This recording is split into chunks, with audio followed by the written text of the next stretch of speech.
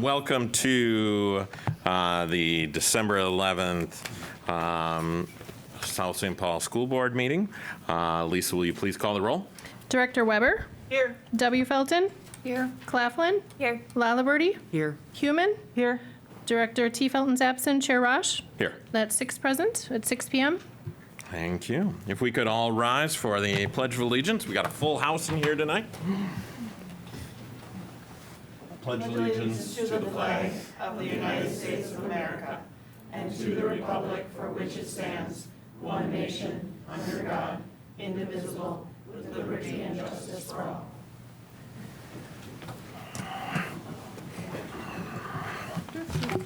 All right. A little bit of business before we get to hear from our guests tonight.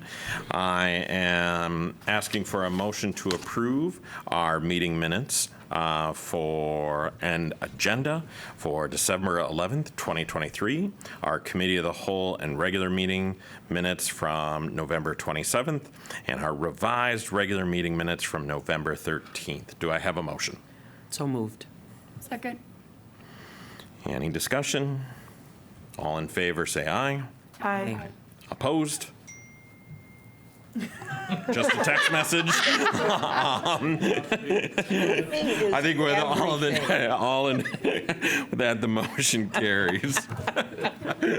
Couldn't have planned better timing. That was excellent. All right, to the best part of all of our board meetings, we turn to quality in action, and I invite Brady Kruger. You brought us a full house tonight. I did bring you a full house tonight, so we are here to share a lot of good information about our successful fall sports season. So again, thank you for having us come back tonight to speak in front of you. Thank you, Dr. Zambrino, school board members, high school principal, Mr. Ochaki, middle school principal, Ms. Borg, for all their continued support of Packer athletics and activities.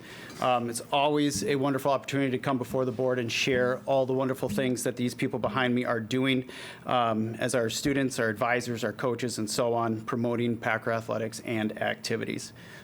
Well, that's a new feature. You spin it around, right? We have to move around. Look at how many people are Me at here. first. I was like, whoa, what happened there? Okay. It's my goal as the activities director here to have a program that prepares our students to be successful after high school, as well as preparing good students, performers, and athletes while they're in high school. Many of these kids excel in all phases. Many of these kids are heavily involved in our community as well. And you'll hear many of our coaches talk about all the wonderful things that these kids do, not only on the field or in the theater, but also out in the community. We just want to take a moment, recognize some of the very special coaches and advisors that we have that work with these individuals every day. They do an absolutely wonderful job helping these kids, serving as role models and so on. But without further delay, we are going to move on, and I'm going to call up our girls soccer coach, Mr. Tom Hart. Mr. Tom Hart was actually our Section 3AA Coach of the Year this year. We have a couple of those, which is always nice to be recognized.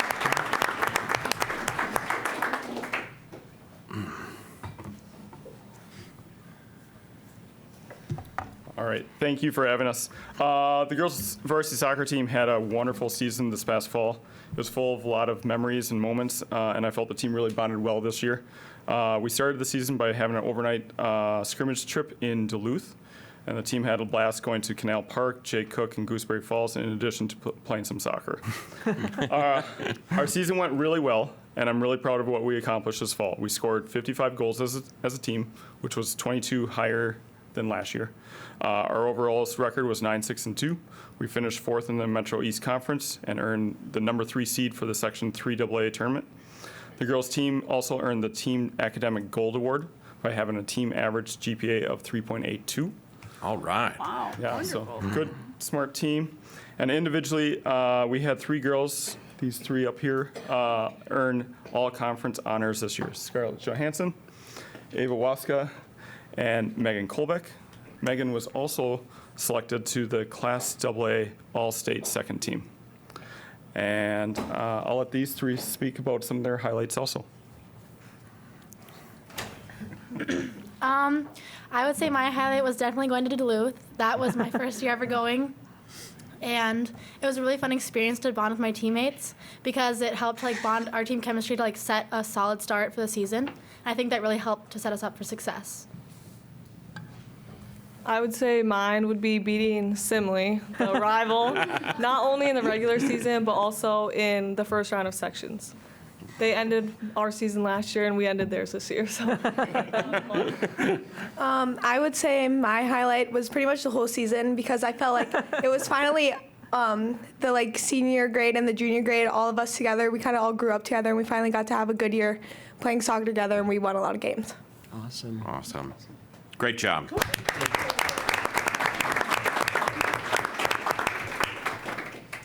All right. Also want to kind of highlight something that Megan said. It's very important to keep in perspective as our kids come up here and talk. Many of them will talk about their favorite experience. Oftentimes, it's not actually what happens on the field, but it's what happens like off the field. You hear them talk about trips, and those are the important things to remember, that when kids are involved in athletics and activities, there's so much more to it than just what happens on the field. And sometimes it's those lifetime experiences and memories that they make on trips with their teammates, friends, and so on. All right, next up, I'm going to bring up Mr. Holson, our theater director. If you didn't have a chance to see the fall play, you missed out. The Wizard of Oz was wonderful.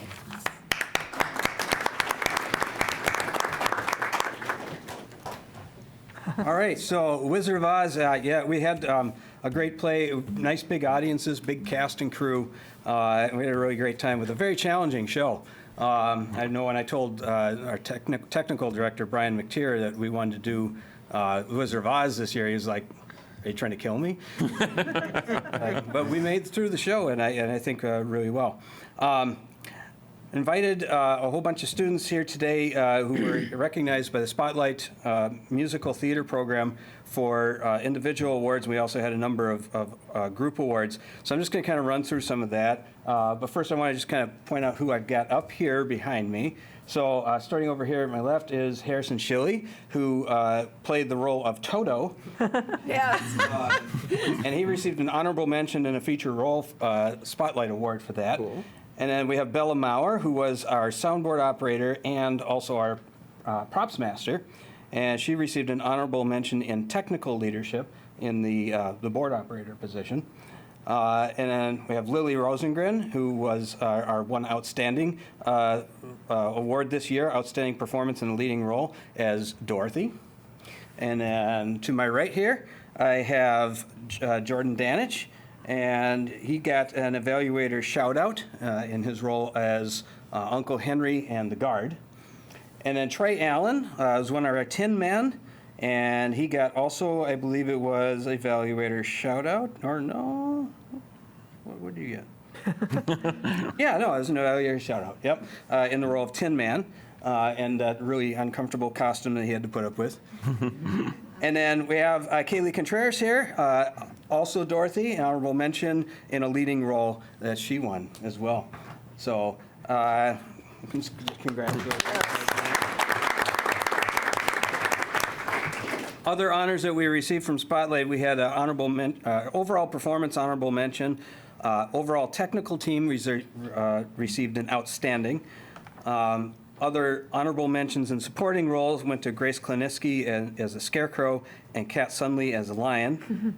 And then another honorable mention in technical leadership went to Clay Diaz, who was our student costumer and backstage costumer. We also had evaluator shout-outs for Wyatt Wren, who was the other scarecrow, Zayden Gullickson, who was the other Tin Man, Will Murray, who played the Professor / Wizard of Oz, and Sydney Williams, who played Aunt M / Glinda. And then also ensemble acting performance, ensemble movement and dance performance, and overall technical production also received evaluator shout-outs. So very successful show, and really proud of the kids and their accomplishments on that and their recognition as well. So, and I want to just kind of advertise a little bit here because I know our millions of fans on cable TV are watching. So our next show is going to be the 1X, the Winter 1X. Those will be performing on January 20th and 21st.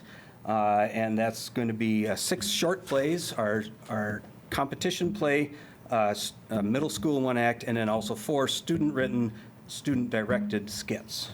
So hope to see everybody there for that. And thank you guys very much for all your support. Now I got to get these kids back to show choir. So.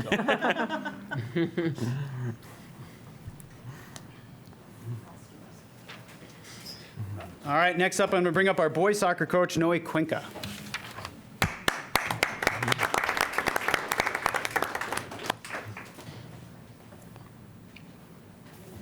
Hi, thanks to having me today.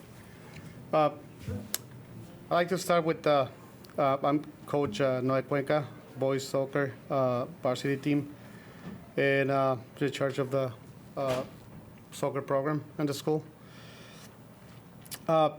This year, it was really a challenge for us, dealing with a lot of injuries and all that, don't having the players during the season.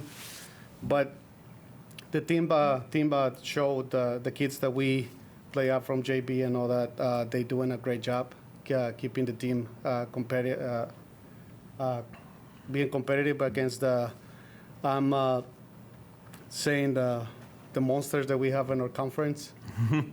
Because we have, the boys side, we have a really, really challenged conference with the schools that have like really strong soccer programs. But we show them that we can compete with them when the kids are, I say like willing to do it. Our record this season was nothing compared with the last year. This year was like just I say like 3 wins, 2 tied games, and we lost like 12 games. But a lot of these games were like really close games, and our season ends like really sad with a huge loss against Holy Angels. But the team shows a lot of big difference in the second half. We compete against them and all that, but we right now mentalized with coaching staff to keep growing this program and the boys side. We saw a lot of growth and with the kids like middle school and that JB compared to last year, they win like a lot of more games than last year, and also we mentalize the kids that it's not just a sports. We working with them in academics too. So one of our big objectives for next year was they know already that to be part of the varsity team, they need to have a 2.3 GPA. If not, they need to stay in JB. So because we try to prioritize a little, more academics than soccer. And yeah, it's really, even with that kind of season, some kids are not that happy because of that, but they show a lot of respect to each other, a lot of support to each other. And I think so right now, in my 2 years with coaching and soccer in South Central, I think we are in the right direction to create. To keep growing with the soccer program in the boys side. You guys really embrace that sort of like, we hear this a lot right now, but the next man up philosophy. You really embraced that this year, and that team was really there for each other as they did that. And so, great job. Thank you so much. All right, we're going to go slightly out of order for our. Now we're actually ready. But this is just an example. We have kids that are involved in a lot of different activities, so we're trying to match up when they can get here with their different practices and so on. So we'll stay on track. Volleyball is up next, and Tyler LaRose was also a Section 3 AA Coach of the Year. So Hey everybody, I'm Tyler LaRose. This is Izzy. Izzy. Was a junior on our team this year, had a fantastic season, as did our whole program, really. We had 42 girls out this year. We had 4 teams at the high school level. We had 2 more at the middle school level, with another 20-plus girls down there. And really, this year was about just like a generationally successful year for our program. We were between 04 and 2021, we were averaging about 3 wins per season as a program, and we managed 14 this year. We had our most wins since 2003 and our first playoff win since 2002 in the sections. Right. We went to Cretan and took it to them in 4 sets. So that was really, really was a good night. A night that the players, I think, will never forget. And beyond that too, we had we were able to establish a partnership with the city of South St. Paul to run a summer camp, youth camp, where we had almost 20 girls as young as 8 years old this summer in our youth camp outside in the summer, exercising, working out, being around sports, and having a lot of fun. We were able to team up with the soccer programs and football and go to Feed My Starving Children and put in a lot of hours there. And we also had a lot of really just talent on the court. We had single season records for digs, kills broken. Our setter had over 600 assists this year. And then Izzy had over 300 digs and made all conference honorable mention. We had also our setter, Hayden Michelson, and our outside hitter, Audrey Madsen, receive honorable mention from the conference, as well as Elena Peniatopoulos, who was here last year. And she got first team all conference and was an all-state nominee. So It's just really was a foundational year for our program, something that we really are expecting to continue to build off of in the classroom, on the court, and everywhere. Anything to say, Izzy? Okay. Izzy just came from dance practice. She was running up the stairs messaging, "Where are we?" So, Great job. Thank you all for all of your continued support for all of South St. Paul athletics and activities. Awesome. Thank you.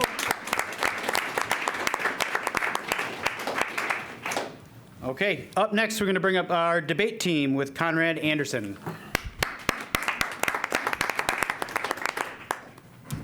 Good evening. My name is Conrad Anderson. I'm an IB Diploma Program Coordinator, IB History teacher, but one of my favorite things to do is coach the debate team.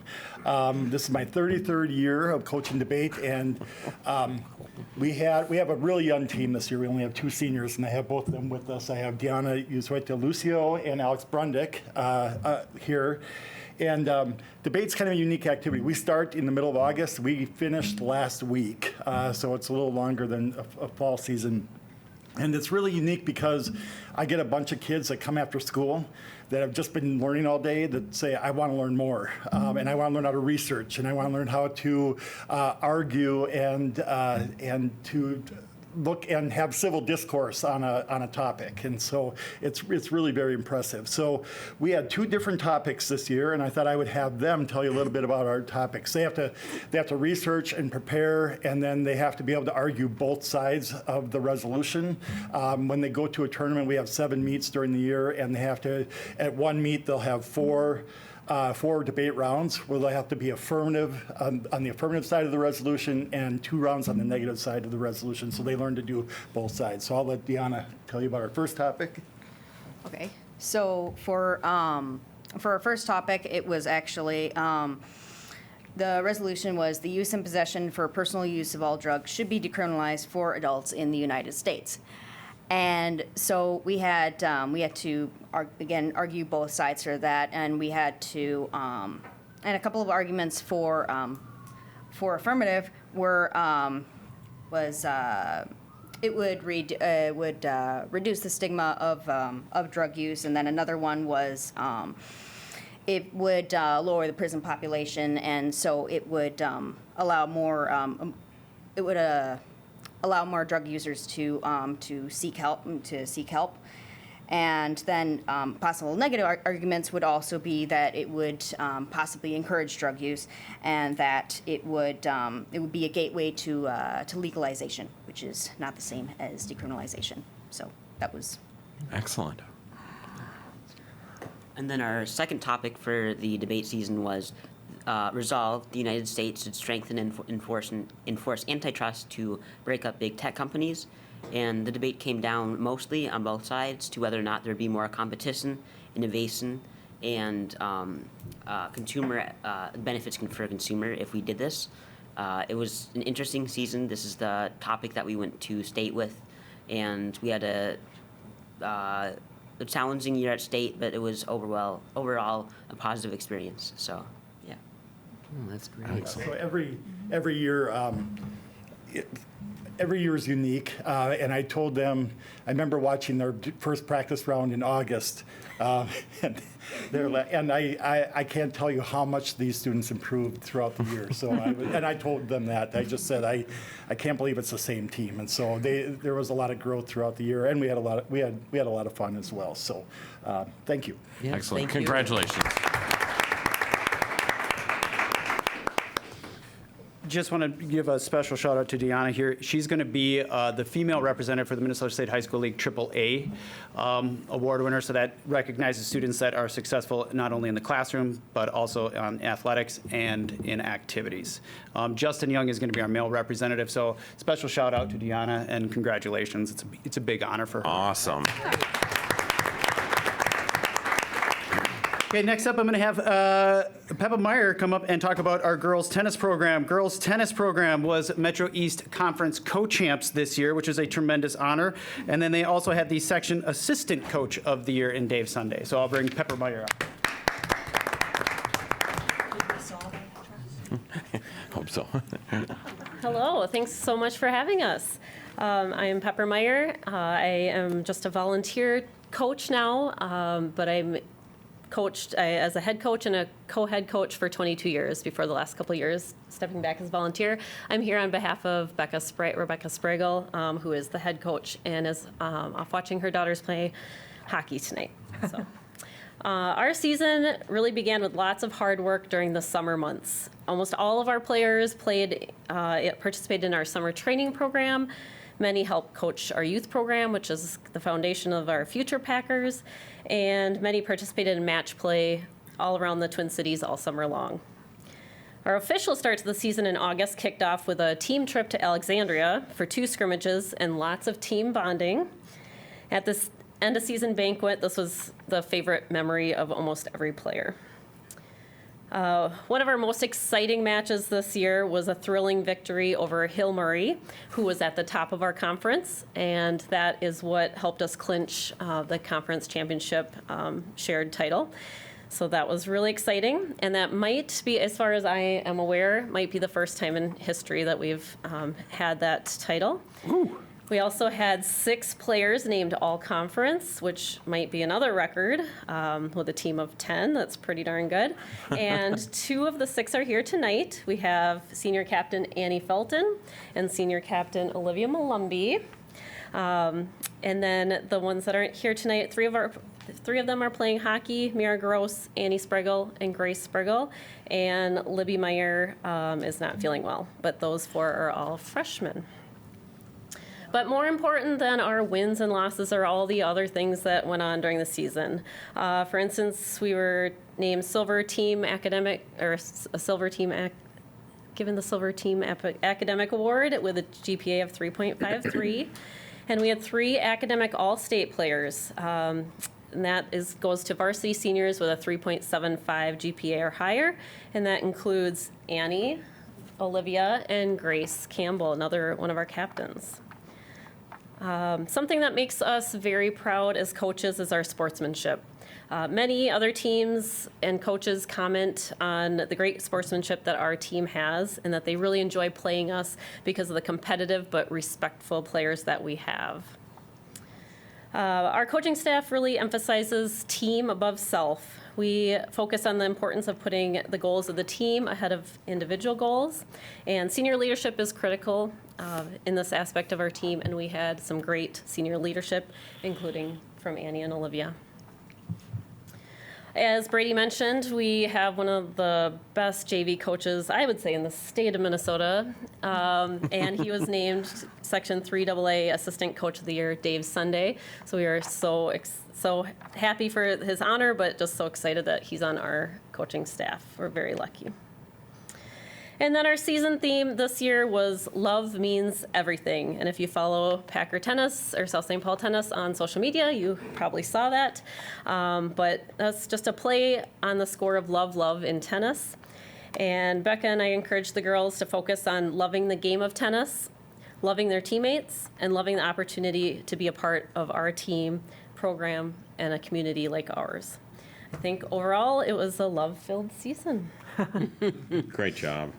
Do you guys want to share a favorite memory? All right. You want to go first? Sure.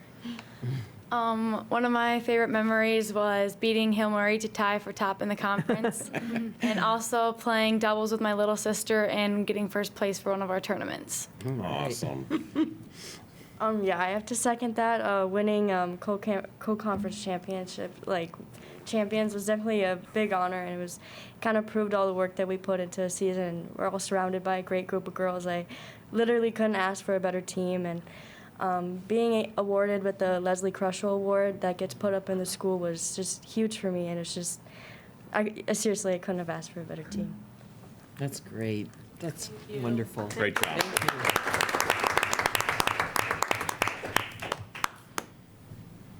All right, next up, I'm going to bring up Manuel Spreigel, our football coach.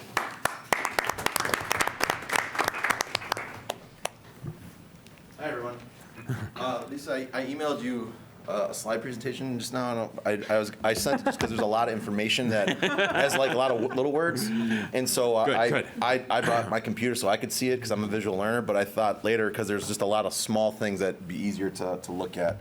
But I'm really glad to be here, and it's a tremendous honor. It's super fun to get to be here and hear all of the stuff. A lot of times, I was saying to Brady before we got here, I felt really fortunate.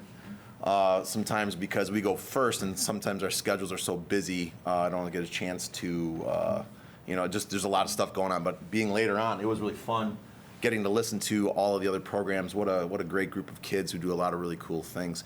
And up in front of us is really just the hits just keep on coming. There's a lot of other great kids here. This is Isaac Burke, Cam Miller, and Reed Jelks, 3 fantastic kids who have done a lot of things.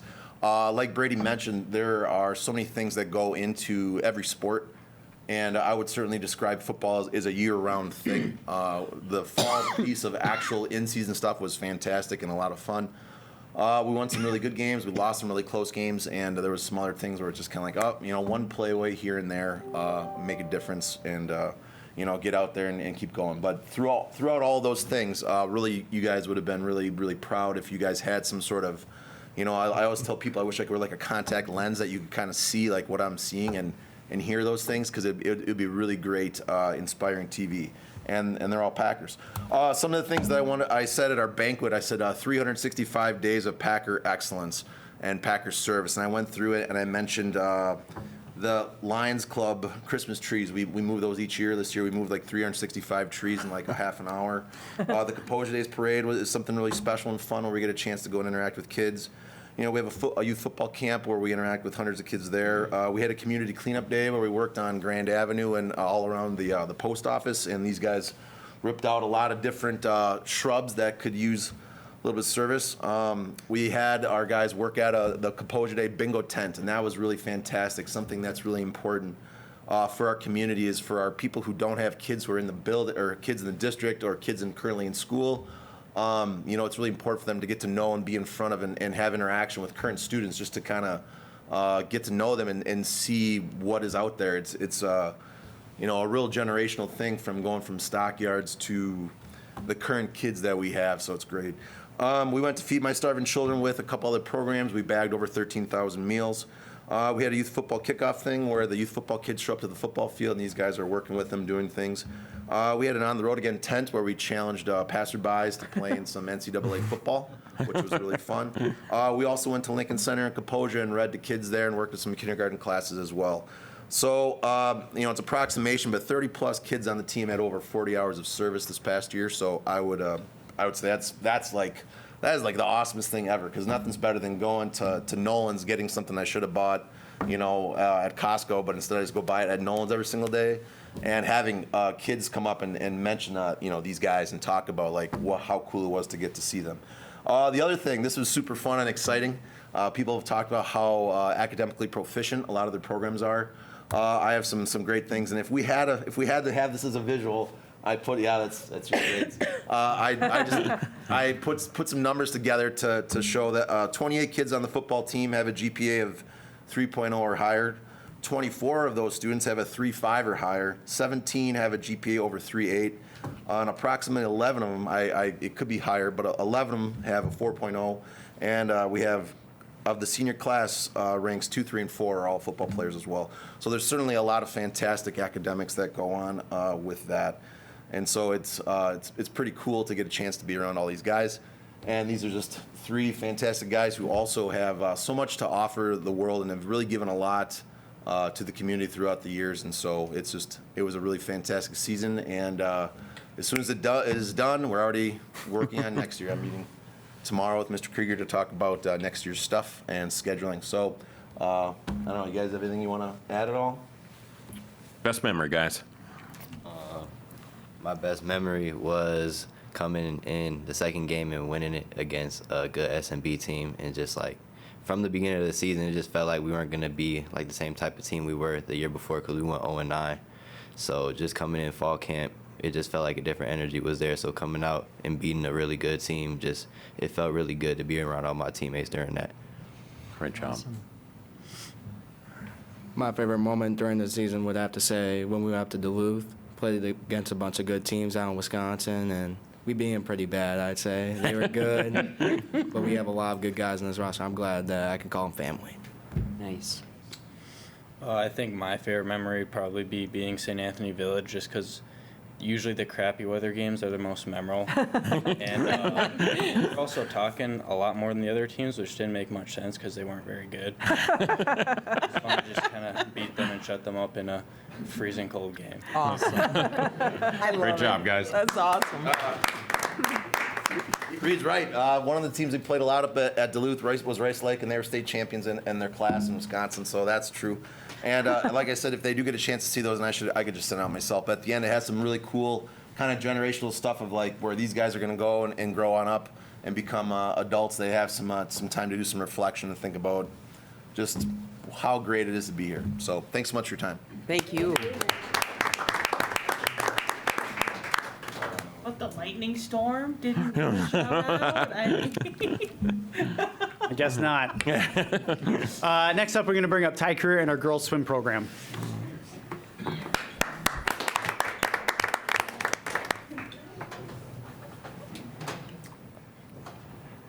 Hello, everyone. Thank you for having us. I'm here for the girls swim and dive program. We had a smaller team this year than in previous seasons, but it was a very successful season with a very close team. I think because it was so small, that helped with that.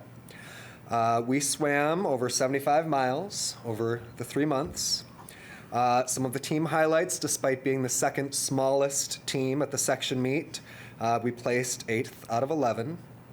And out of the 24 swims that you measure at the meet, 18 of those were personal bests for the athletes that swam them. So they finished the season as the best swimmers they've ever been. Some of the team memories that they responded to were hosting the True Team meet and the team bonding things that we did. Pushing our manager into the water on the last day of practice, watching Abby break the school record, which we'll talk about in a minute, hot tub, which if you know, you know, MEA practices with special sets, movies in the cafeteria, cookies, and Applebee's after sections were all some of the favorite memories they had. As a coach, you hope that you're able to help all of your athletes reach their full potential. And so I just wanted to highlight Abby, who's our one senior this year and who came to us as a middle schooler with a lot of potential and worked as hard as any athlete I've ever had. Some of the things that set Abby apart are 15 first place finishes this season and 60 first place finishes in her career. 117 top 3 finishes in a race in her career. The only athlete on our team to place in individual events at the section meet this year. All conference the last 2 years. All conference honorable mention the 3 years before that. Number 3 all time in the 50 backstroke for our school. Number 8 all time in the 200 individual medley, which is probably the hardest stroke. And number 1 all time in the 100 backstroke, setting the school record for the 100 backstroke at this year's section meet. 6 swimming letters, a 4-time team MVP. I looked up In the time that I've been associated with the team, Abby has the most possible points out of any boys or girls team member with 1,250 points, and the next closest athlete from the boys team scored 850. So Abby has been consistently excellent since joining the team. The one that I'm the most proud of, and I think that Abby should be the most proud of, is that she was voted by her teammates as the hardest worker on the team 2 times. And I think that says everything you needed to know about Abby. So congratulations on a great career. Favorite memory? My favorite memory is definitely going out after meets and then all of our summer bonding events. I feel like our team's really close, and I really like that. Awesome.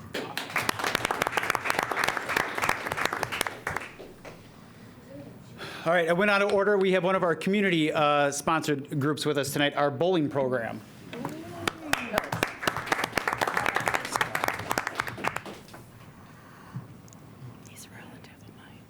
I'm getting a familiar face with me here.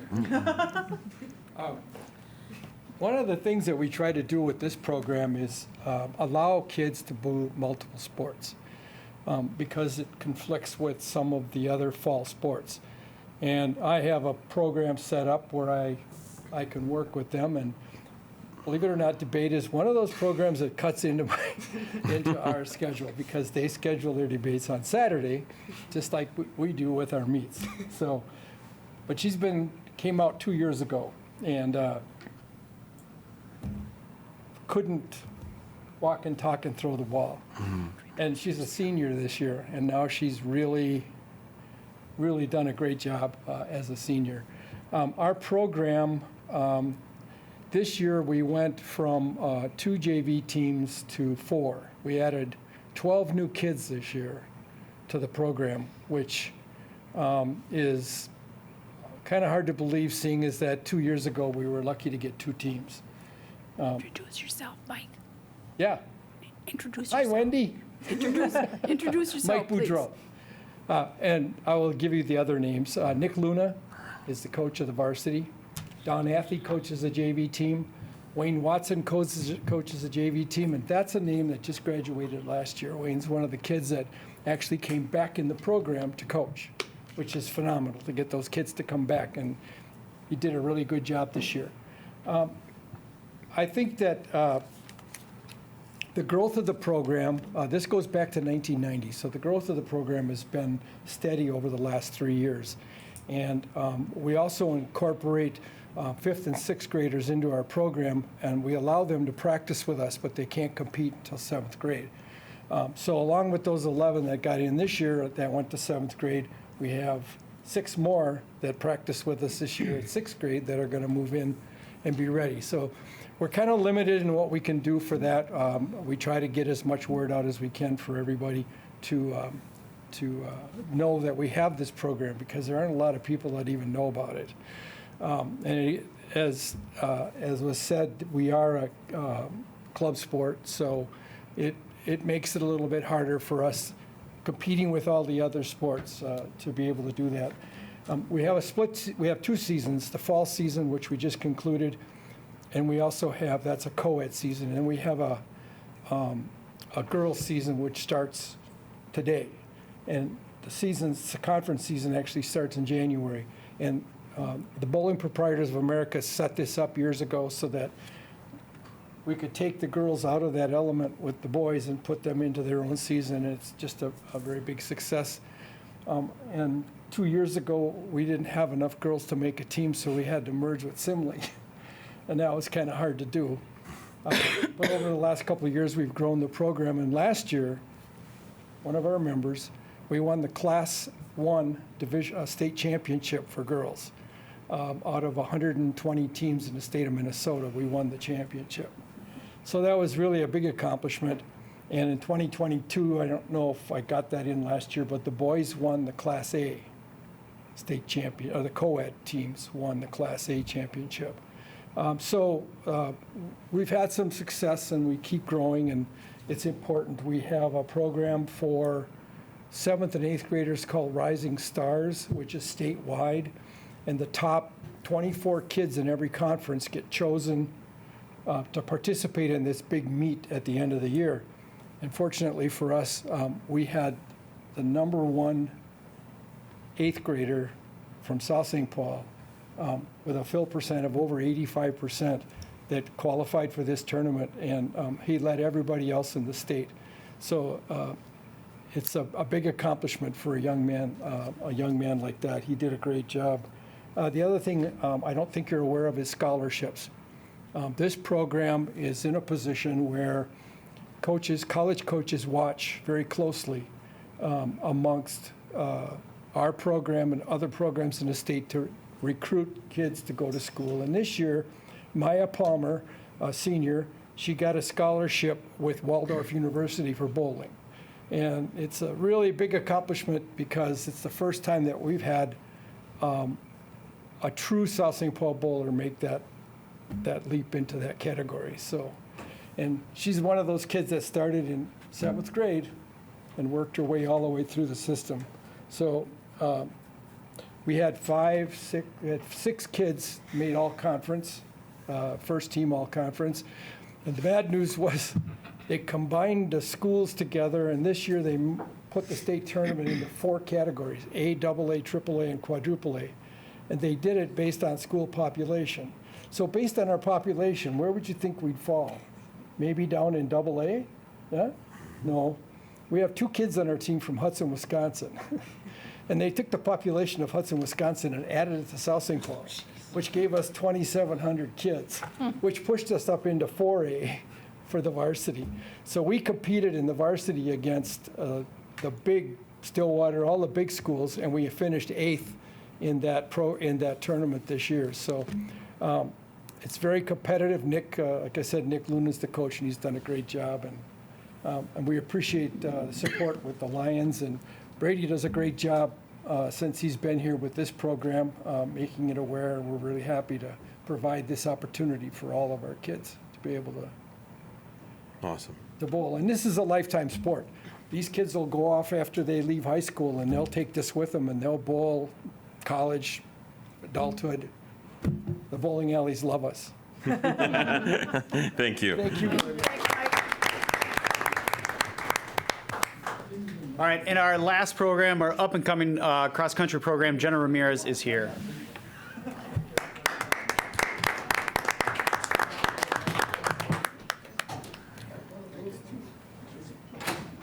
Hi there.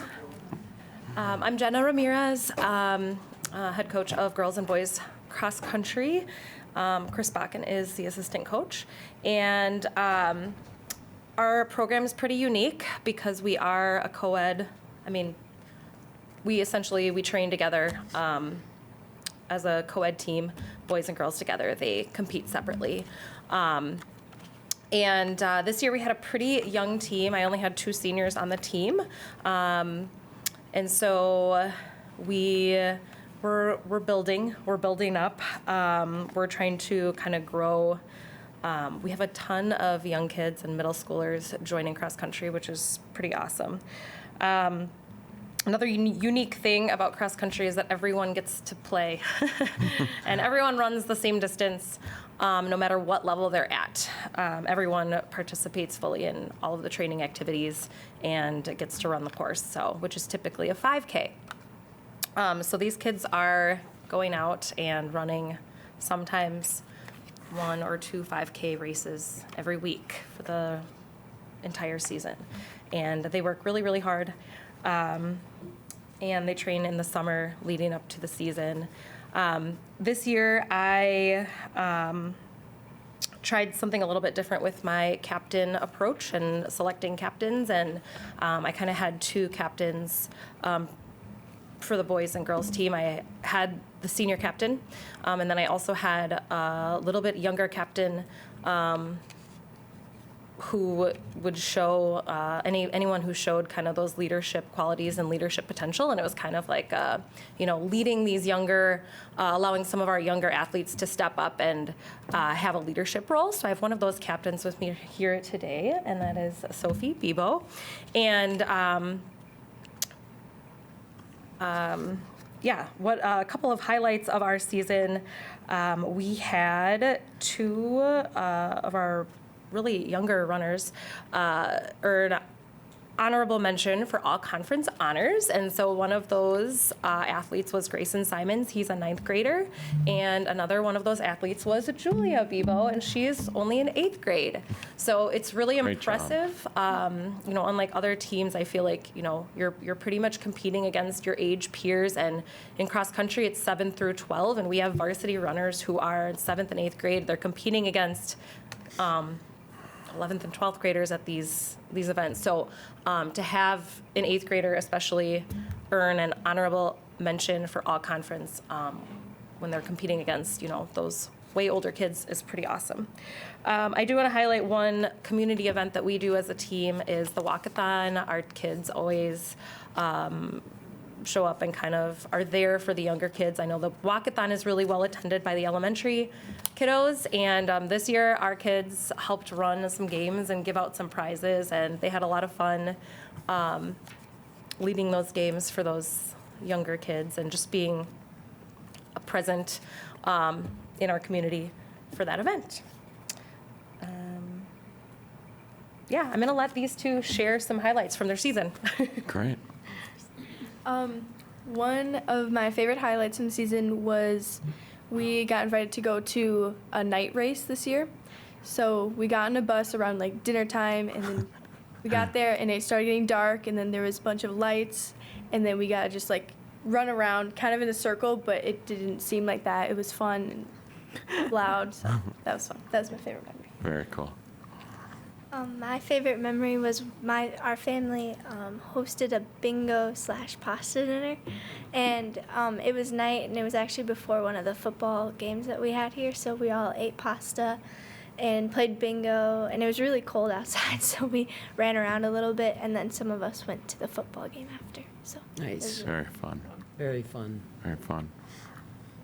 And I really lean heavily on my captains and team leaders and families to help create some of those fun events. Believe it or not, running hard every day can get a little mundane if you don't add some fun events in. So we try to do, and I lean heavily on my captains do a great job of kind of adding fun to our not only our practices but outside and team building events as well. So. I love it when I see you guys running around town. Yeah. So, Thank you. congratulations.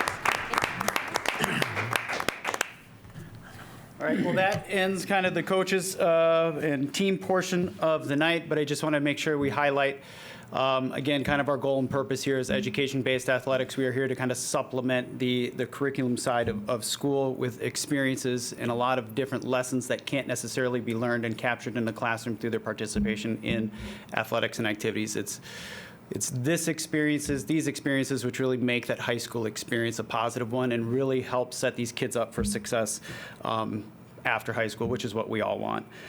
Before I go, we are in the middle of our winter season, so a couple plugs for our winter sports. Girls basketball, boys basketball are off to great starts. Wrestling, boys and girls wrestling are off to a fantastic start. They just got back from a Maple Grove invite. Our boys ended up winning that tournament. Our girls took third. Boys and girls hockey are off to great starts as well. Boys swimming is starting their season, or actually just started their season last week. We also have speech starting up. Math team is in the middle of their season. Our show choir is starting their competitive season here quickly. And then you heard Mr. Holson plug the Theater One Act. So we are busy. Follow us on Facebook and X or Twitter now, and we always put out that weekly schedule. So if you're ever looking for something to do, there's some great kids you can come watch, and it's a wonderful, wonderful experience. Thank you so much for your time this evening, and I'll turn it over to you guys. Thank you. Great job. They brought a lot of fun to our night and all the exciting things. It's so great to see all the things that our students get to do in that stretch after 2:30.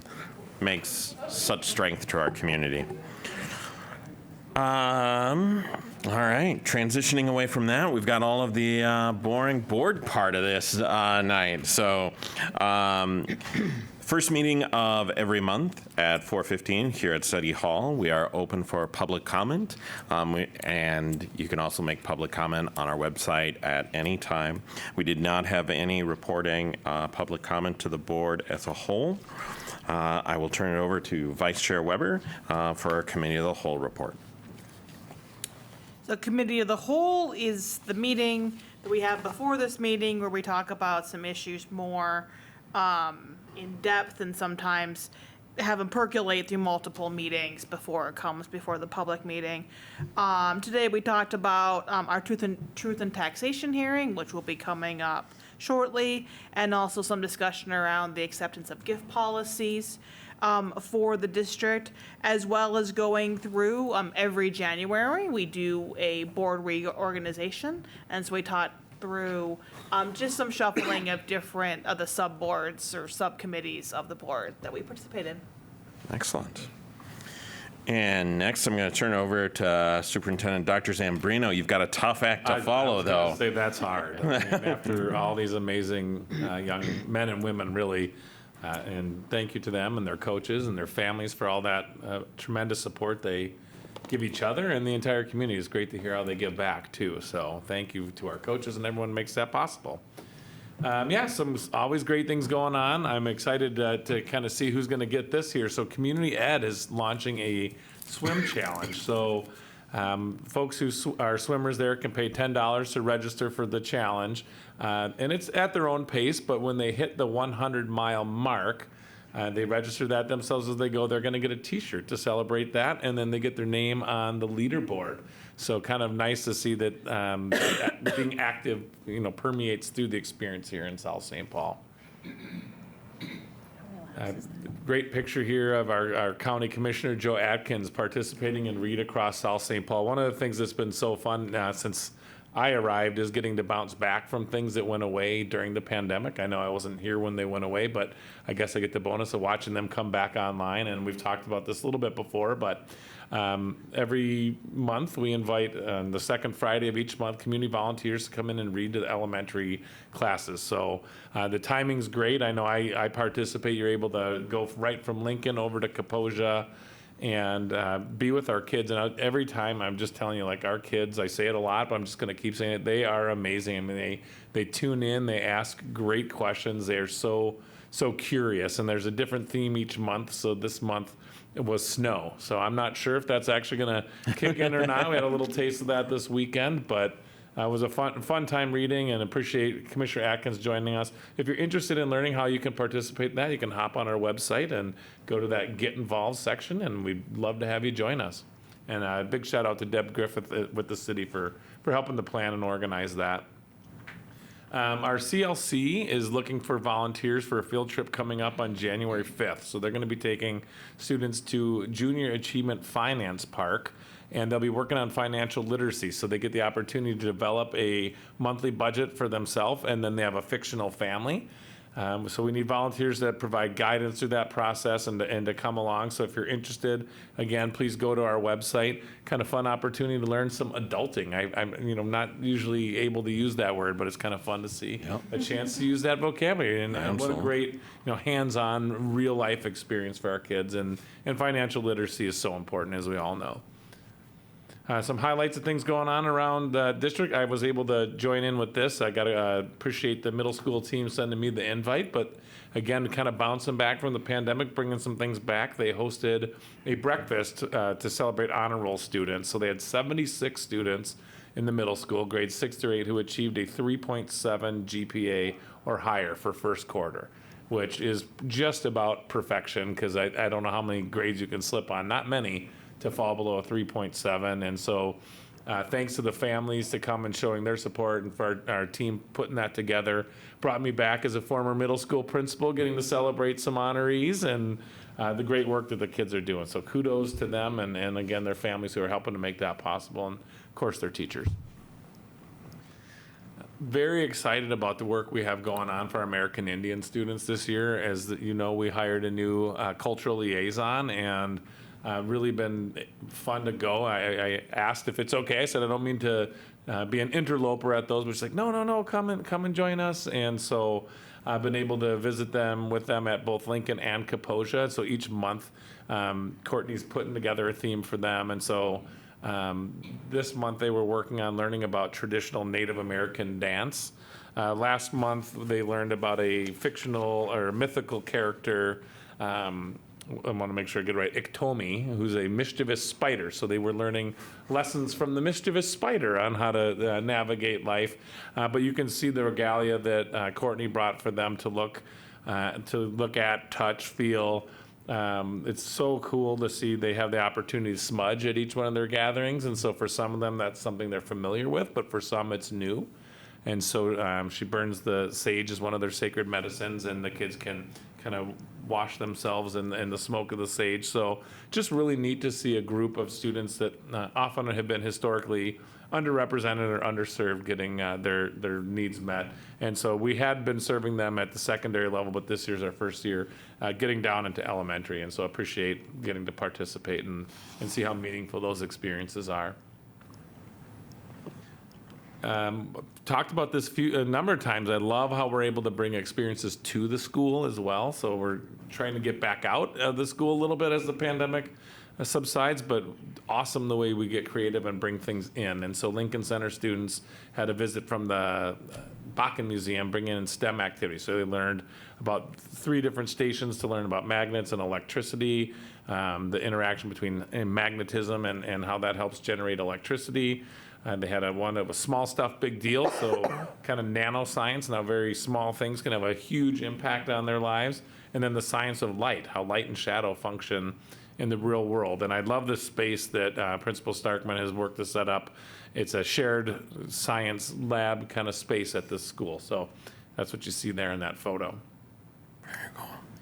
And then again, bringing everybody back in. I was able to visit it here as well. The Kaposia had a fall family festival, and Principal Brito, I talked to him about it. He said, it's just a night to have fun with our families, and that's exactly what they did. I was in the gym with them for a while. They had all kinds of different games and activities going there. And then this picture's down in the cafeteria. They had bingo going, and we heard how fun bingo can be, and to watch families playing bingo together, and they got to have a meal. And then the funds that were raised were in support of a SSP Ed Foundation scholarship that's going to be awarded this spring. So very much fun. It was great to see that community being built there at Kaposia.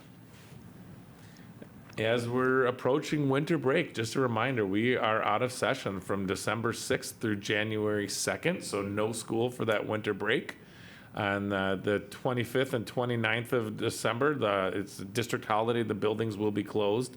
And then, of course, on January 1st as well. And then we also have another date, just to mark and pin on your calendar, January 15th, no school as well.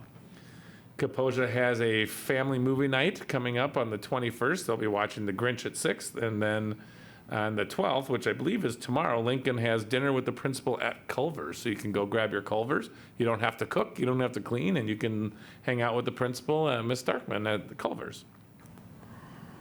Secondary, just as we're transitioning, so last week was the first week of trimester 2.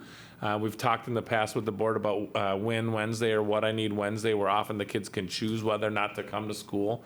But they've been learning and taking feedback and making adjustments. And so Principal Chaki and the team and teacher leaders decided, let's bring them in.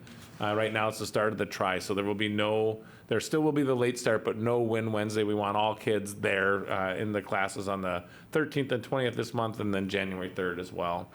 And then Mr. Krieger, our athletic and activities director, did mention we've got things already up and running. So 26th and 28th, we have a boys hockey tournament at Woog. And then the 28th through the 30th, girls hockey Kaposia Classic at Woog. So lots coming up. Keep the kids busy and active. As always, you can find our materials online and follow us on your favorite form of social media. Thank you. Even with break coming up, we've got lots of things going on. Yeah, and a well-earned break. Our staff and students have been working really hard. It's always hard to kind of unplug a little bit, but I do know people have worked so hard. It's been a great and fantastic fall, and what great weather we've had. So kind of a little pause here to catch our breath and regroup for the next part of the year. Absolutely. All right. Up next, we have our consent items. The consent agenda are items that are financial claims, staffing, and personnel in nature. They are a part of our board packet, and you are welcome to review. And I'm looking for a motion to pass our consent agenda. So moved. Second. With that, any discussion? All in favor, please say aye. Aye. Aye. Opposed? No dinging cell phones this time, so I think with that, the motion carries. Now, up next, we have policies under review. All of our policies are reviewed for 3 consecutive meetings. We have several who are on their 3rd reading. We have policies in equal education opportunity, school district administration, superintendent, superintendent selection, superintendent contracts, duties, and evaluation, policy implementation, administrator code of ethics, drug-free workplace and drug-free school, tobacco-free environment, protection and privacy of pupil records, school district curriculum and instructional goals, organization of the school calendar and school day, and school district accountability system. Lisa, do we have to vote on these separate? And then I'll do the One other. motion. Okay, great. Yep. And then we have several other items that are on their 2nd of 3 readings. And that pertains to license status, staff development, corporal punishment, use of peace officers in crisis teams, and crisis management policy. Do I have a motion for our policies under 3rd review? So moved. Second. Any discussion? All in favor, please say aye. Aye. Opposed? That the motion carries.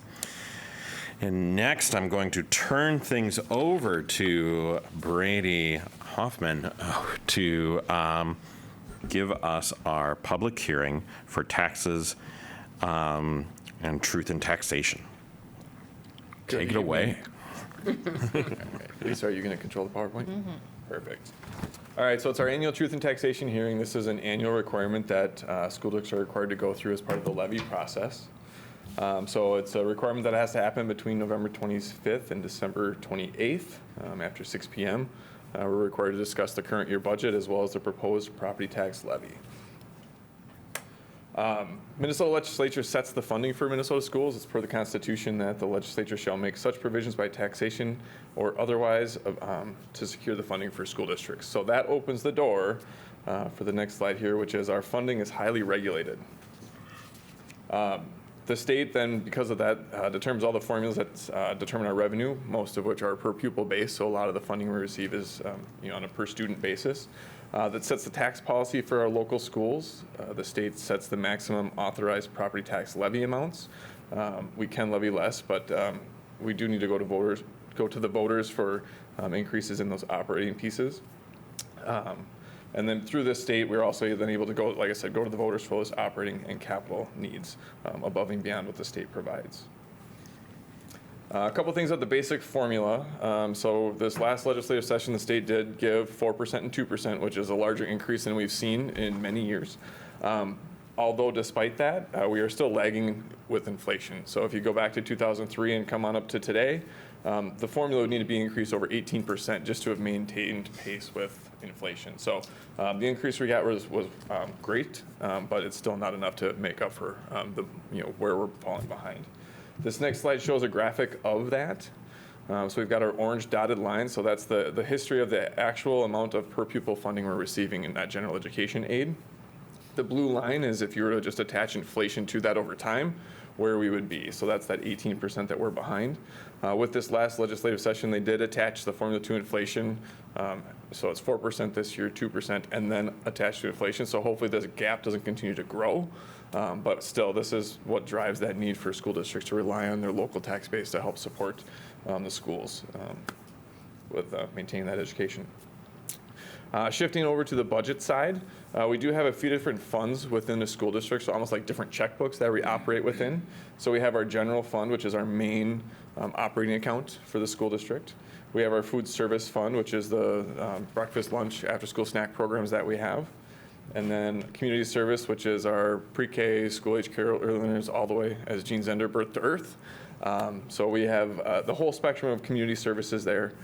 We have our debt service fund, which is strictly to recognize and capture the tax revenue that's collected to make our debt payments. So it's tax revenue in and then debt payments out. Internal service fund, so we are self-insured for our medical and dental insurance. So we have separate buckets of that hold those premium collections from employees and the insurance claims that go through there. And then our OPEB trust, which is our post-employment benefits. So we were able to issue bonds back in the 2008-9 years to fund our post-employment benefit liabilities. So we have a trust holding resources to make good on those contractual obligations for when teachers or other employees retire. There's some post-employment health benefits. So we have resources available to make good on those payments. Looking at our revenues and our expenses for FY23, so our audit was final and accepted by the board in November. So looking at the gray columns, that's our actual results of where we landed. So we started the year with a fund balance across all funds of just over 13 million, and we ended the year with just over 17 million. A good portion of that is our internal service funds are doing really well, which is great to see. That allows us to keep flat level premiums and continue to offer those health plans to our employees. As well as some general fund had some nice increase because of conservative budgeting and some additional revenues that were unanticipated, like investment earnings, a piece that we haven't seen much of for the last several years. In those maroon columns, that's our projected budget for the 23-24, the school year that we're in right now. And once again, we're budgeting a surplus in the general fund, and a big part of that is because of the increase in the operating levy that the voters approved. Part of that question one was to maintain what we had as our ESSER funds and all the COVID funding as that goes away, but this is one year where we actually have both funding streams. We have the levy dollars and we still have those federal dollars available. So that's what's leading to the surplus in 23-24. So looking at the breakdown of our total revenues across all funds by fund, the general fund makes up just under 88% of our revenues. So when I say that's the main operating bucket, that's where the majority of our resources are housed. Food service represents 3.3%, community service represents 3.4%, and then our debt service fund is about 5.5% of the total revenues of the district. When we take our general fund revenue and we break that down by source, where does the money come from? Just over 70% of our money revenues come from the state. 6% come from the federal government and 23.7% come from the local government. With that federal slice, when I just mentioned we have that, this is kind of our last year of that ESSER and that COVID money. That's roughly $1.5 million or so. So about half of our federal money right now is that one-time money. So that slice of the pie next year will decrease significantly. So then we'll be even more just state and local funded at that point. Looking at our expenditures in the general fund and how we spend our money based on type of purchase. So salaries and wages and benefits, the blue and the orange slices make up 80% of our budget. So we are the people are the engine of the organization. That's where the bulk of our dollars go in serving our students. Purchase services is the next slice that we have, and that's going to be our transportation, our utilities, purchase services. So there's some positions we have to contract for based on need. So all of those flow through there. So that's the bulk of where our money goes as far as by type. When we break it down by program, regular instruction is 43.4% of our budget. That's the largest slice, followed by special education at 18.8%. And then sites and buildings and maintaining our facilities then at 12%. But the top several slices of pie are all instructional focus. So still a majority of our disbursements, the majority of our purchases go towards supporting the instructional programming of the district. So shifting gears to our tax levy. So we'll walk through quickly how we determine the levy, how our levy compares to the 2023 tax year, some of those reasons for the changes in the levy, and then what those impacts are on our taxpayers. So every owner of taxable property in the district pays a tax, and those taxes are levied by various taxing jurisdictions. You got your cities, your counties, school districts, other taxing entities within. Each of those tax jurisdictions sets their own levy. School districts are the one that needs voter approval to set that. We can't just determine here's a levy that we pass on to the taxpayers. So this is a sample of our property tax statements, or not ours, of what they look like. They're issued by the county, but it gives a breakdown of those taxing jurisdictions. It talks about when these truth and taxation hearings are held, as well as what the amounts are from each of them. So when you look at your tax statement, you'll be able to see that breakdown of city, county, school district, and other. Within our property tax levies for school districts, there's over 40 different categories that we levy for. So they're capital related, they're, gifted and talented, there's reemployment insurance, there's a whole bunch of mechanisms within there. Each of those are determined by MDE and they're set in state law. There's also the voter approved components that we have within there. For the property tax process, there's multiple steps within that. There's 6 main steps. There's really only one that the school district has any control over. So when we go to the next slide, we'll see the first step, the county or the city determines those market values. The legislature sets those capacities and those tax limits. The county auditor calculates what those each parcel's tax capacity is. MDE then calculates, the Minnesota Department of Education calculates out the detailed levy limits for each district. So step 5 is the one that the school district can control, and that's where we adopt the proposed levy in September, and then we certify the final levy now in December.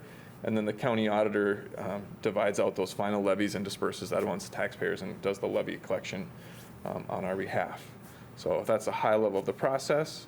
Timeline of it, we certified our levy back, the preliminary levy back in September, which then drives those tax statements that are received in the fall.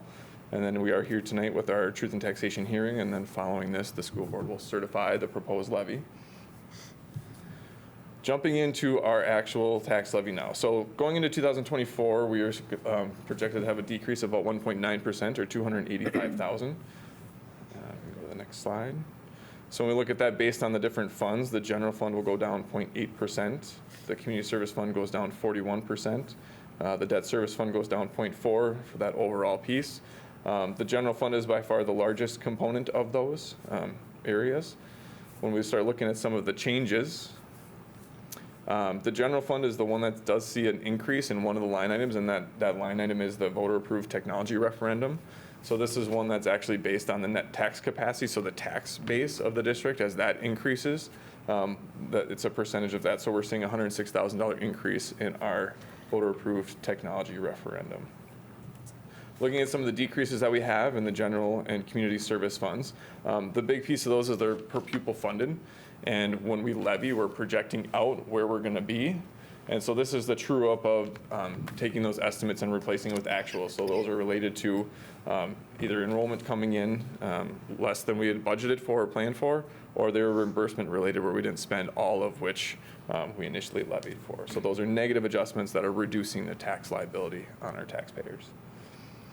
Within the debt service fund, there's a decrease in our voter approved debt. So that's the principal and interest of debt we have outstanding. And then there's also an adjustment for debt excess. So that's where whenever we collect adequate resources over the years from our taxpayers, that fund balance builds up. And then through the levy process, that's actually issued back as a reduction on the tax levy because we've collected enough to maintain good on those debt payments. Looking at the tax impact on an individual home, there's several factors that come into play. There's the individual value of the property, there's the total value of all properties within the district, and then how all of these moving parts we've touched on come into play. So when we look at, take the district's levy as a pie, right? That's everything that the district is levying.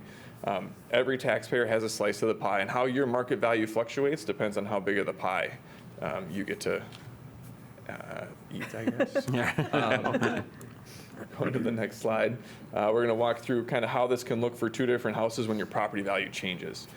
So in this initial example, both houses are valued at $100,000. So each home is paying $250. The total pie in this scenario is $500. If we move forward and we adjust their property values, the orange house goes up 10%, the blue house goes up 25%. So even though the orange house had their value go up by 10%, they actually have a decrease in taxes because the blue house is picking up more of that pie. The pie didn't get bigger, it just shifted. So just because your property value goes up doesn't mean you're going to see an increase, but it also means you can see a larger increase. It's all relative to how other property values are fluctuating within the district. We have a comparison here that we're going to walk through that's going to show the last 4 years of how property taxes have changed for various levels of market value. This is assuming no change. However, we have experienced a 24% increase in our market value over the last 4 years. So our last slide will show kind of how that's a little bit different. These are examples for the city of South St. Paul, but they can fluctuate based on your own individual situation. And these were prepared by Ellers, who is our municipal financial advisor. So here is a table that shows the market value of a home and then what those taxes payable were for the last 3 years. That first gray column is what's projected for calendar 24. And then it shows what's the change from 21 to 24 as well as from 23 to 24. So as an example, that top row, $150,000 home, cumulative change from 21 to 24 has seen a $45 increase, but from last year or this year to next year, you would see a $100 decrease. So this is once again assuming property values stay the same.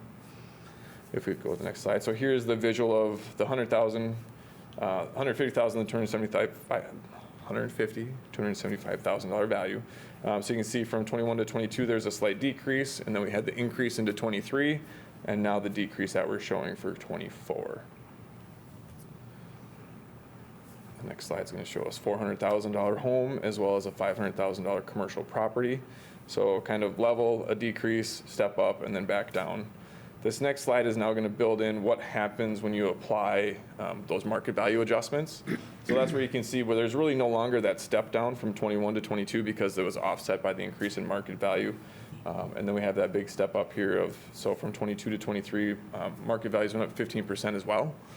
So there's a steep increase there, and then a slight decrease now projected for 24. A lot of information there. This PowerPoint is available on our website. But there are a few other things we just want to point out, that there's some property tax refund and deferral programs available through the state. So there's a homestead credit refund, there's a special property tax refund, as well as a senior citizen property tax deferral. So there are a few things out there that residents can look at if they're looking for some relief there. So this next part will take us to public comment, and then after that, the recommendation for the board to certify the proposed tax levy. All right. Well, thank you, Brady. That's a wealth of content that does not exactly happen just right away overnight.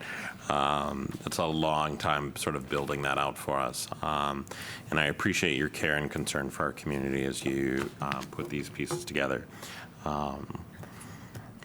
Short of having anyone in attendance for public comment, I do also want to acknowledge that the steps that the board has made recommendations for over this last year did not come lightly.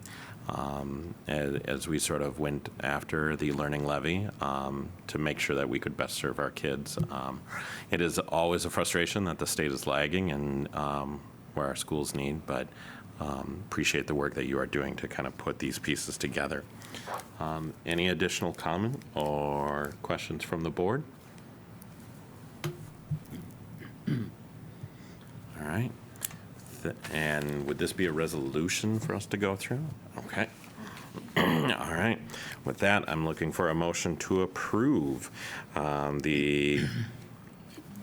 on the wrong page, our public hearing for taxes payable in 2024. So moved. Go ahead.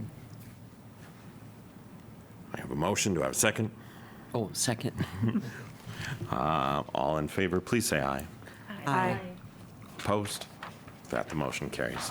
Thank you so much. But stick around, Brady, because now we are on to business items here as well. I am looking for approval for the South St. Paul School Board to approve acceptance of gifts resolution. Do I have a motion? So moved. Second. And for discussion, I return this again over to Brady Hoffman. Thank you. We have several donations on the agenda this evening. We have donations from the Croatian Hall, the Kaposia Education Center PTA, Rockwater Inc., a few from the South St. Paul Education Foundation, as well as a few from the South St. Paul Open Foundation. And then we have another donation from the Students Achieving Volunteering Excellence. So several donations for consideration tonight, things that we're really grateful for as a district. And any additional discussion or questions from the board? just want to express my ongoing appreciation for how thoroughly our community continues to support the youth in our schools and in our activities. With that, Lisa, will you please call the roll? Director W. Felton, Yes. Claflin, Yes. Lalaberty, Yes. Human, Yes. Weber, Yes. and Chair Rush. Yes. That's 6 yeas. That the motion passes. Thank you. Thank you very much. A lot of information from Brady Hoffman tonight. Up next, I'm looking for approval of the South St. Paul School Board to approve the agreement with the South St. Paul Teachers Association Local Number 861 for contract period of July 1st, 2023 to June 30th, 2025. Do I have a motion? So moved. So moved. Second. And for discussion, I'll turn this over to Joel Miltier. Great, thank you. Well, I am very pleased to come before the board tonight to bring our 2023-2025 teacher contract for your approval as we move forward. So on November 30th, the teacher union did vote in favor of this contract as we move, and the components of the settlement have been provided to the school board, and the bargaining unit has voted to approve that settlement. The agreement includes the increases to the step and lane salary schedules of 4% in year 1, 3% in year 2, as well as a change to the 403B contribution of a 2.5% district contribution based on the individual's base salary.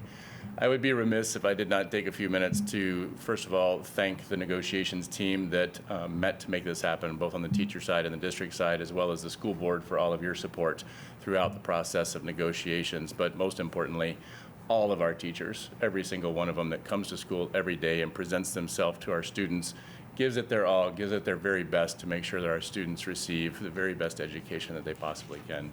These teachers go above and beyond on a daily basis to make it happen for our students, and I just want to recognize each and every one of them tonight, thank them for their dedication and their service to the district, to our students, to our families, and for their ongoing commitment as they continue to work here in this district. So I appreciate all of their support. I appreciate your support in this process as well, and I'm just very pleased that we're here tonight to present their contract to you. Very well said, Joel. Yes. We're in such a small community that, I mean, we know our teachers, and our teachers know us well. For everyone inside the community, and the remarkable efforts that they do for all of the youth in our schools and in our community does not go unnoticed. I also would like to thank the teachers for all the hard work and dedication that they provide in our district, but also to thank Joel, and I believe Brady may have been involved as well, because being on the other side of the negotiations is never an easy process. And I think you conducted yourself with the utmost of professionalism and of true caring for, both sides, both in the needs of the district and the requests or the negotiations items that came forth from the teachers. And I know many other districts are still finding their way through this process. And I am very, very happy that the teachers have agreed to the terms and the district has agreed to the terms. And I'm just very, very happy that we can, head into the December season and the end of the year with a resolved contract. Thank you. Yes. Well said. Excellent. Well, with that, all in favor, please say aye. Aye.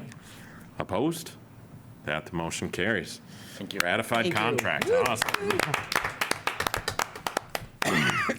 All right. During our committee of the whole meeting, we ran long as we were having our discussions of our reorganization and the wealth of information on the taxation in our community. I will have board members do committee updates when it is our turn, but I am going to first turn it over to our student board representative, Luis. So we just had a meeting, I think it was last Wednesday. It was Mr. Ochaki, Renata, and myself and Dr. Sambrino. We talked about what we have been doing with the PAC, the principals, with the RE Council updates group that we have. It's everyone that wanted to go for the same spot that me and Renata have. We've been hard at work, as I can say. So at our school, they just redid the lunchroom. So Mr. Ochaki had the great idea of taking us and trying to figure out a best way to keep our cafeteria nice and organized and clean. And so our staff does not overwork themselves. And we are still working on that process, but we have gotten really far with great ideas. Good. We are still researching about school start time, having them later, the daily schedules that we can have, and class electives that we might have to add for people that don't have the opportunity for them for many reasons. Sure. Excellent. They have met and are voting for the student ambassadors. So that's up and coming too. That's great. Yeah. The student ambassadors there. And then, like it's been mentioned plenty of times today, there's a lot of school activities going on: hockey, girls varsity games, just gymnastics, boys hockey, basketball, swim and dive for boys, wrestling. There's a lot, and then you can find every single schedule on the website. And that would be all. Great job, Louise. Thank you very much. Thank you. And it's always also great when we see students from other sports or activities show up and support our Packers in other disciplines as well. Well done. Thank you. All right. With that, I will turn to board members to provide committee updates. And I will start with Kim Human. I don't have a committee update at this time, but I do want to talk about passion. I went to the Kaposia Fall Festival, and it was a full house. It was amazing. I had to park a block and a half away because I didn't get there right when it started. So I was just excited to see the community, especially the Kaposia families, come out and just have a great time together, and to see all the staff there. It's wonderful. That's great. Love that energy. And Wendy Felton. Yes, as I had mentioned at our last meeting, since I am the representative to Intermediate District 917, last week I attended the AESA conference, which stands for the Association of Educational Service Agencies. We attended that conference in Anaheim, California. It was a wonderful, wonderful event. We get to go to several sessions and learn about different events and activities, thoughts, practices, literally around the entire country. There were almost 500 people there from around the country attending this. And actually, our two representatives from our 917 even did a presentation of a session. Marcy McGuire with Lisa Ellringer from 917 did a presentation to many, many people that were there, and they did a great job. So it was a very, very nice event. And also, last week at our annual monthly meeting, Intermediate 917 presented me with an award.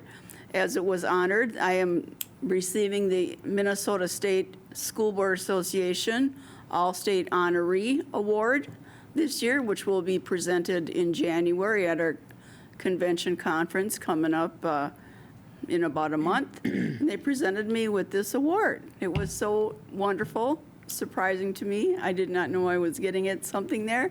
It was so good. Very, very honored from them. And also coming up this Thursday, since I also serve on the board of directors at the Senior Center up at Central Square, it is our potluck holiday luncheon event. This Thursday, starting at 11:30 until 1 o'clock. And we do ask that if you do plan on coming to attend this event, which is a lot of fun, there's also some activities after the meal. We ask that you do please bring something to share, a food item. And that is set up. It's a great event, so we look forward to seeing people there on this Thursday. So thank you. Thank you. Monica Weber. So I serve as a representative on the Association of Metropolitan School Districts. The last meeting was mostly talking about the upcoming 2024 legislative session and going through some of their legislative priorities.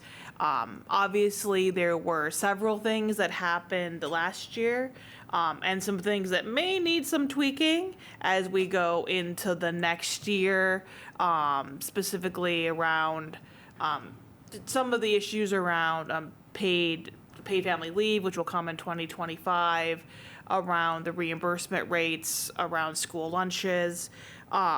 They're looking to make permanent the funding for the voluntary pre-K is one of their items, including the safe schools revenue to allow more schools if they need to add other safety features or trainings around their district. Increased equalization, which is something we will keep beating the drum about until there is no drum left to beat. And then they also talked about diversity in education and trying to provide more pilot programs or more funding around getting more teachers in the classroom that reflect the students that they're teaching, providing mentorship opportunities. So those are the issues that AMSD will be advocating for at the legislature, and I'm sure we will have a day at the Capitol coming up to speak to our representatives about that. And then just on a personal note, I had a death in the family recently, and so many people sent so many lovely cards and text messages and emails, and just really want to thank everyone for their support on that. Excellent. Thank you. And Ann Claflin. Thank you. Local Issues is not meeting this December. We'll be back in January. And I also had the opportunity to join Family Night at Kaposia the end of November. And it was great to see all of these students excited to bring their family members to school, show off where they spend their day, point out their artwork on the walls. They are just so proud of their school, their home, away from home. They were really excited to be there, and families were excited to get to be part of it, see where their kids are spending all their time. I love that. Love that. Thank you, Liberty. I had the opportunity to attend the luncheon for the retirees, of course, which I'm not a part of, but because I keep thinking I'm still like 25. But anyway, several teachers that were my kids' teachers who are now in their early 40s, and these teachers are still going strong. And so very fun to see them. Got to have lunch with Dr. Zambrino and our former superintendent, Dave Metzen. It was really lovely. It was a lot of good energy and storytelling going on at Southview Country Club. And then just in closing, this is our last meeting for 2023, so we'll be starting up again in January. And I'd like to just close on a note of remembering that as a school board, we are a collaborative group. We are here to serve our families and students. There is no I in school board work. There's no me in school board work. This is a group of people working together to do what's best for our kids and our community. And I hope that when we come back in the new year, that we keep that in mind, that this is about us being collaborative, and one person doesn't stand out more than another. We are one voice. And thank you also to the admin, all the administration, the teachers, the custodians, I'm afraid I'll leave someone out, so I have to be careful. But for their hard work and their dedication to keep our school district alive, which will keep our property values alive. And I feel just really grateful to be part of South St. Paul and the community, as well as the school community, and to be part of this board. So thank you. And everybody, please have a wonderful holiday with your family and friends. Excellent. Yeah, we turn over a new leaf. Another new year starts very soon. Policy Committee clearly has its evidence in the work here before the board tonight. There's some more additional work. We'll be meeting in January with some additional policies under review. But I want to thank everyone for the first half of this school year and the remarkable things that have been done during this time.